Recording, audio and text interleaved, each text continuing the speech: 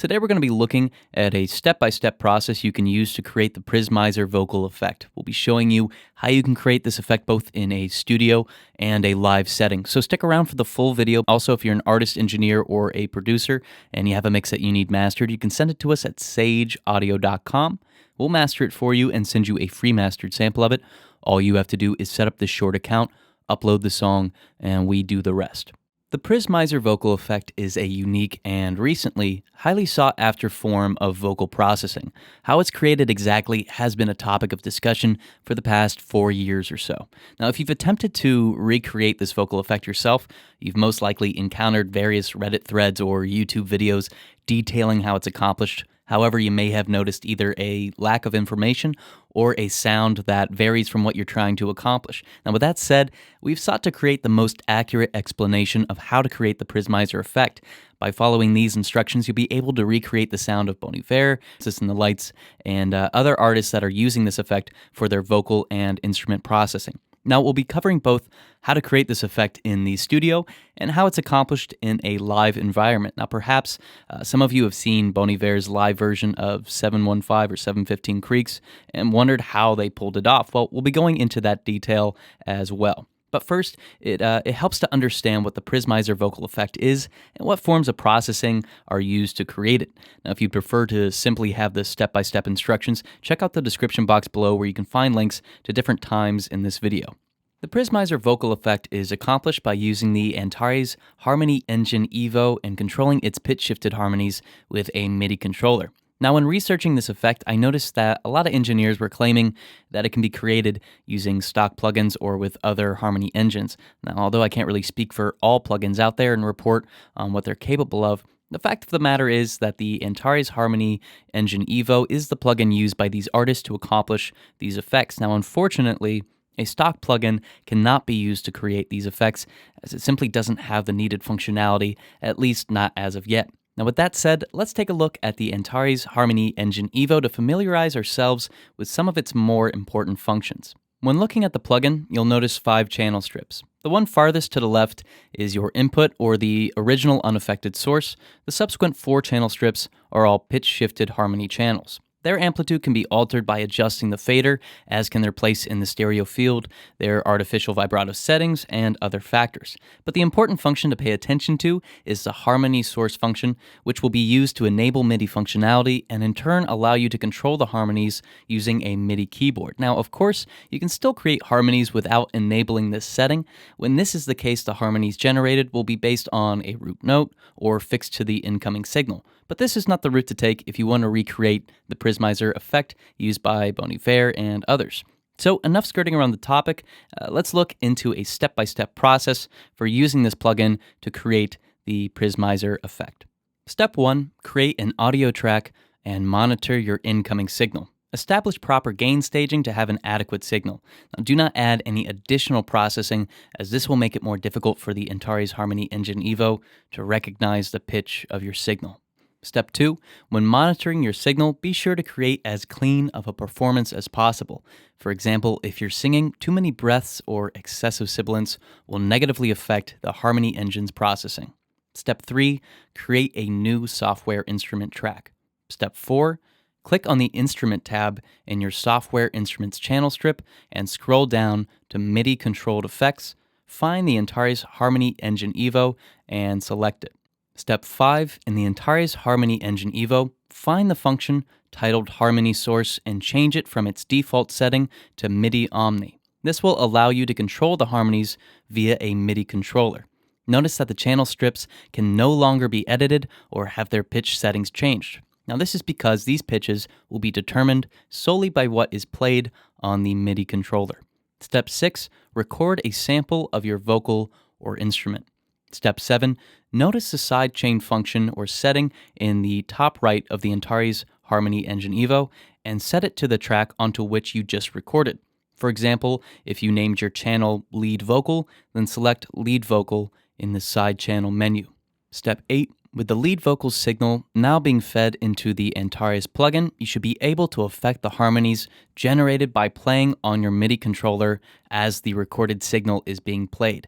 Now, keep in mind that the recorded signal will need to be played when performing this processing Otherwise, the Harmony engine will not have an input and there will be nothing to pitch shift. Step 9, if you don't have a MIDI controller and you're using a Mac computer, you can push Command K. This will enable a piano roll display that can be controlled via your computer's keyboard. When pulled up, this piano roll display will act as a MIDI controller with which you can control the harmonies generated by the Antares Harmony Engine Evo. Step 10, once you've created a performance that you enjoy, you can record and enable the software instrument track and record your MIDI notes. When played back in conjunction with your audio track, the harmonies that you wrote will play back. Step 11, adjust the parameters and various functions in the Antares Harmony Engine Evo to affect the harmonies that you generated and to balance these various harmonies. Now keep in mind that this same processing cannot be accomplished if the Antares Harmony Engine Evo is used as a plugin. It needs to be used as a software instrument that can sidechain the audio while recognizing MIDI data. Now if you're working in a DAW other than Logic Pro X like this one, this setup will look slightly different, but the general idea will remain the same. Next, let's cover how to create this effect during a live performance. Now, recreating the Prismizer vocal effect in a live setting is incredibly similar to creating it in the studio, only with a couple of changes. Now, this effect will still need to be accomplished in a DAW or software host from which the output will be used. Now, this means that you'll need an audio interface, one that's capable of microphone amplification, A to D conversion, and D to A conversion. This functionality is present in just about every modern recording interface, so you should be able to accomplish this with the equipment that you currently own. Now, first off, steps 1 through 5 that we just listed and went through will still be followed in their exact order, so if you need to review those, now would be the time to do so. Step 6, instead of recording a sample of your input, simply enable this input's monitoring. With this accomplished, you'll be able to hear your input via your stereo output. Now, you most likely already accomplished this when you were setting your gain. Step 7, similar to before, take notice of the sidechain setting in the top right of the Harmony engine and set the sidechain to the input you want to affect. So for example, if you're monitoring your vocal from input 1, select input 1 in the sidechain menu. Now, it's important to note that the sidechain is the input, not the recorded track. Step 8, you should now be able to control the harmonies generated by the Antares Harmony Engine Evo via a MIDI controller in a live manner, meaning that the input of the vocal will be able to be affected in real time. Step 9, if you notice a significant delay between the input of your signal and the effects processing created by the Harmony engine, check the size of your buffer and decrease it if it's longer than 128 samples. A higher buffer setting will reduce CPU, but it's going to increase your latency, which isn't ideal. Step 10, if your computer is struggling to recreate this effect in real time, then change the number of your processing threads to the highest number possible. For example, if it's set to automatic, change this to the highest number available.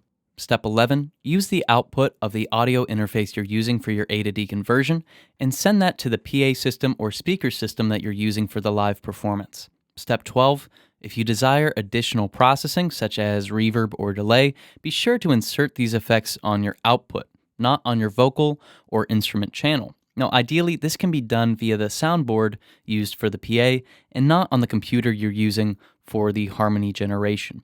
Now, this may not be the exact method used by Bon Iver in his live performances, but it certainly results in the same signal processing and final sound. In addition to this setup, it might be possible that Bon Iver is also using the Auto-Tune Live plugin on his vocals. Now, the reason I suspect this might be the case is when he briefly sings 3 tune notes without pressing any keys. As we've discussed, the Harmony Engine Evo, set to MIDI Omni mode, only works when the MIDI controller is dictating the notes, so if no notes are being played, no harmonies are being generated. For this reason, it's possible that Bon Iver used a tuner in addition to the Harmony engine, as it wouldn't be possible to have these 2 notes without a MIDI input. So, this is how you create the Prismizer effect for both studio and live applications. But what do you think? Check out the blog post, where you can find a lot more information on this topic and others like it. The link is in the description box below. Also, if you're an artist or an engineer, send us one of your mixes at sageaudio.com. We'll master it for you and send you a free mastered sample. All you have to do is set up this short account, upload the song, and we'll do the rest. But thank you so much for watching. We really hope you enjoyed it. If you did, please like and share this video with your friends. This way we know if you'd like to see more videos like this one. Also, you can subscribe to the channel. We release new videos every week, and subscribing is the best way to stay up to date. There's a comment section where you can leave your thoughts on this video or a suggestion for a future video. And again, if you're an artist or an engineer and you have a mix that you need mastered, send it to us at sageaudio.com. We'll master it for you and send you a free mastered sample. Again, thank you so much for watching. We'll see you in the next video.